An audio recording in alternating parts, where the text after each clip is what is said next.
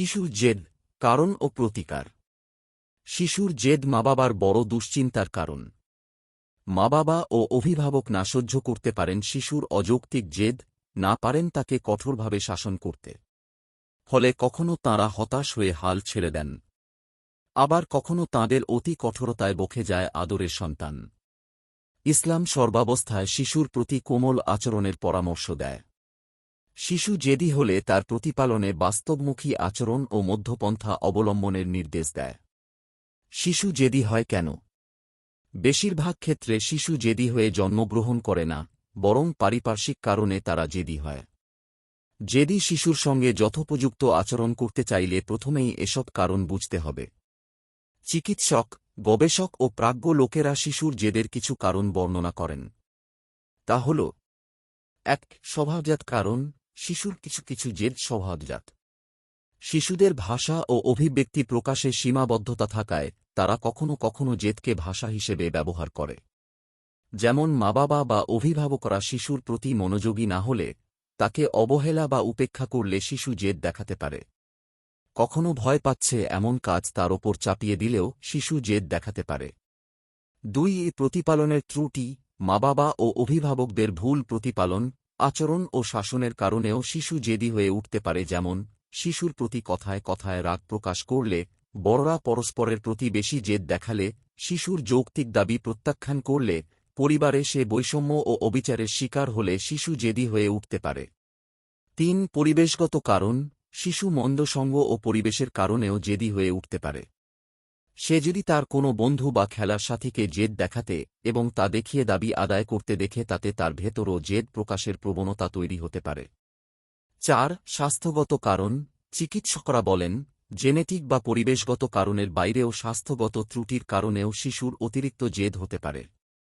যেমন, শিশুর এপিলেপসি, খিঁচুনির বা এডিএইচডির সমস্যা থাকলে শিশুরা অতিরিক্ত জেদ দেখাতে পারে। জেদি শিশুর প্রতি আচরণ। ইসলামের দৃষ্টিতে শিশুর বোধবুদ্ধি পরিপক্ব হওয়া পর্যন্ত তার সব কথা, কাজ ও আচরণ ক্ষমার যোগ্য।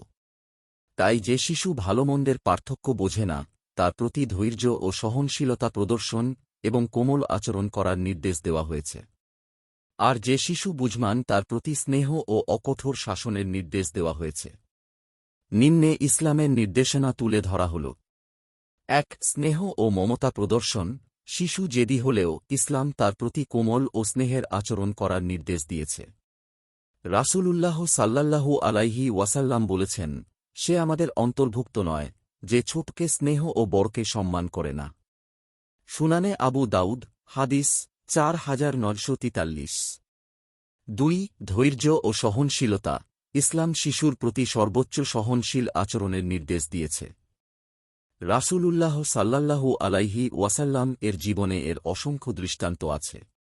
আবু কাতাদা রাদিয়াল্লাহু আনহু থেকে বর্ণিত, রাসূলুল্লাহ সাল্লাল্লাহু আলাইহি ওয়াসাল্লাম স্বীয় কন্যা জয়নব রাদিয়াল্লাহু আনহু এর মেয়ে উমামাকে কোলে নিয়ে নামাজ আদায় করতেন। তিনি যখন সিজদা করতেন তাকে নামিয়ে রাখতেন এবং যখন দাঁড়াতেন কোলে তুলে নিতেন। সহিহ বুখারী, হাদিস ৫১৬। ৩. উত্তম আচরণ ও পরিবেশ। শিশুরা অনুকরণ প্রিয়, তারা চারপাশের মানুষগুলো থেকে আচরণ শেখে। তাই শিশুর সঙ্গে এবং তার উপস্থিতিতে তেমন আচরণ করা উচিত যেমন তার কাছ থেকে প্রত্যাশা করা হয়। এটা রাসূলুল্লাহ সাল্লাল্লাহু আলাইহি ওয়াসাল্লাম এর কর্মকৌশল ছিল।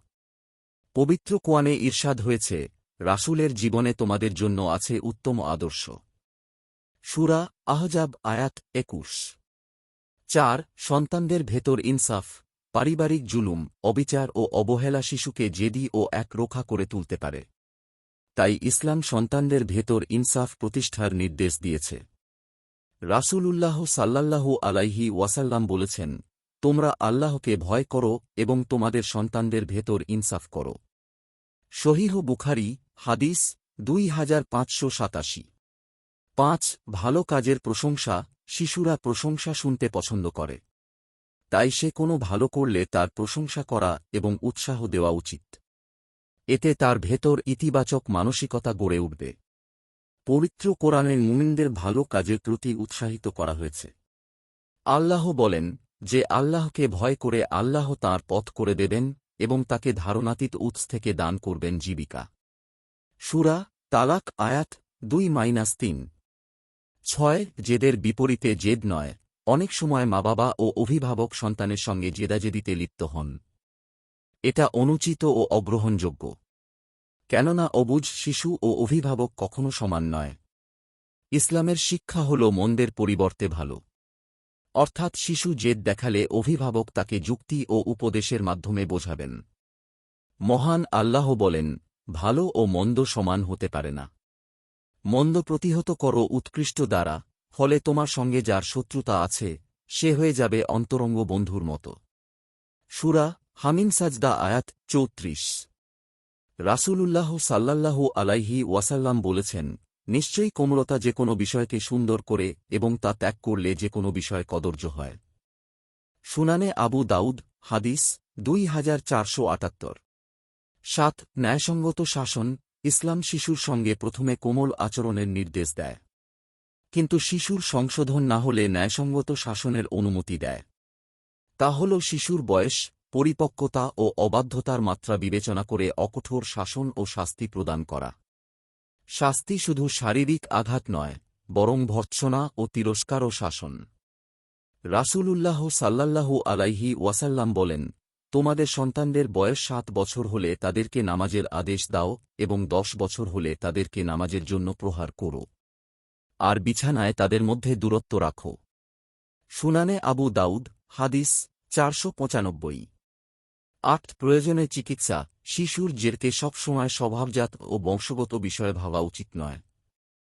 শিশু অতিরিক্ত জেদ দেখালে সংশ্লিষ্ট চিকিৎসকের পরামর্শ নিতে হবে এবং তার নিয়মিত চিকিৎসা করতে হবে। ইসলাম প্রয়োজনীয় চিকিৎসা গ্রহণে উৎসাহিত করে। রাসূলুল্লাহ সাল্লাল্লাহু আলাইহি ওয়াসাল্লাম বলেছেন, প্রত্যেক রোগের প্রতিষেধক আছে। রোগী যখন সঠিক প্রতিষেধক লাভ করে তখন আল্লাহর নির্দেশে সে আরোগ্য লাভ করে। সহিহ মুসলিম হাদিস 2204। শিশুর জেদ সামলানোর উপায়। অভিজ্ঞ চিকিৎসক ও প্রাজ্ঞ আলেমরা জেদি শিশুকে সামলাতে নিম্নের পরামর্শগুলো দেন। 1 শিশুর প্রয়োজন ও আবেগ বুঝতে চেষ্টা করুন। তার কথা ও মতামতকে গুরুত্ব দিন। 2 শিশুর ভাষা ও অভিব্যক্তিগুলো পর্যালোচনা করুন, যেন জেদ দেখানোর আগেই তার সমস্যার সমাধান করা যায়। 3 শিশুর প্রতি ইতিবাচক মনোভাব প্রকাশ করুন। তার প্রতি নেতিবাচক দৃষ্টিভঙ্গি পরিহার করুন। অহেতুক সমালোচনা পরিহার করুন। 4 শিশুর প্রতি কার্পণ্যহীন ভালোবাসা প্রকাশ করুন। সাধারণত শিশুরা স্নেহ ও ভালোবাসা লাভে আগ্রহী হয়ে থাকে। 5 শিশুর কাজের সীমা নির্ধারণ করে দিন। নির্ধারিত সীমা পর্যন্ত তাকে স্বাধীনতা দিন। প্রয়োজনে ধীরে ধীরে তা সংকুচিত করুন। 6 জেদের সময় শিশুকে অবকাশ দিন। জেদ কমে এলে তাকে স্নেহ, মমতা ও যুক্তি দিয়ে বুঝিয়ে বলুন। 7 যথাসম্ভব শারীরিক শাস্তি পরিহার করুন। সর্বোপরি আল্লাহর কাছে অধিক পরিমাণে দোয়া করুন, কেননা যে কোনো বিষয়ে আল্লাহর ইচ্ছাই চূড়ান্ত। পবিত্র কোরআনে আল্লাহ দোয়া শিখিয়েছেন, হে আমাদের প্রতিপালক, আমাদের জন্য এমন স্ত্রী ও সন্তান-সন্ততি দান করো যারা হবে আমাদের জন্য নয়নপ্রীতিকর এবং আমাদেরকে করো মুত্তাকিদের জন্য অনুসরণযোগ্য। সূরা ফুরকান আয়াত 74। আল্লাহ সন্তানের ব্যাপারে সব মা-বাবার দুশ্চিন্তা দূর করে দিন। আমিন। সোর্স ইসলামী জীবন, কালের কণ্ঠ।